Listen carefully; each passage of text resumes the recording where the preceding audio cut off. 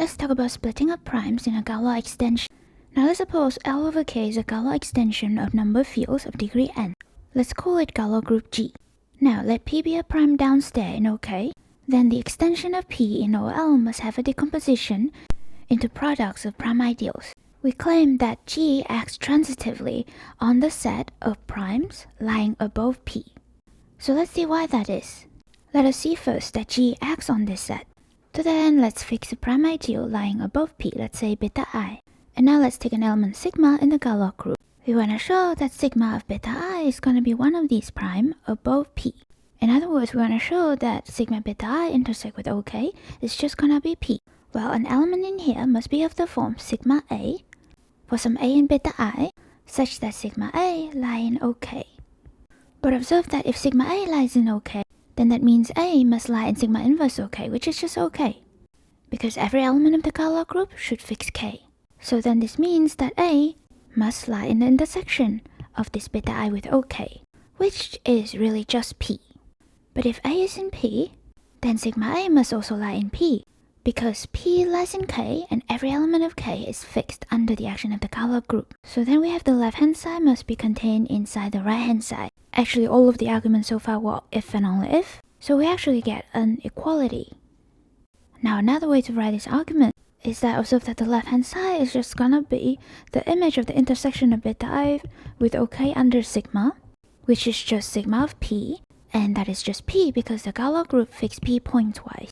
Thus this means sigma of every point lying above P is another prime lying above P. Thus every sigma gives a well-defined map from the set of primes above P to the set of primes above P. We can check that this then induces an action of G, the Gala group G, on the set of primes above P. Now the question is, why is this action transitive? Well, to answer that, let's take 2' beta and beta prime above P. We want to show that there is some element of the Gala group taking one to the other. Let's prove that by contradiction. Let's suppose that there is no such element, i.e. for all sigma in G, we know that sigma of beta is not going to be equal to beta prime. Then by Chinese remainder theorem, there must exist some A in OK such that A is congruent to 0 mod beta prime, but A is congruent to 1 mod sigma beta. In other words, there must exist some element A in OK such that A lies inside beta prime, but A does not lie inside any conjugate of beta. This second condition is equivalent to saying that none of the conjugates of A lie inside beta.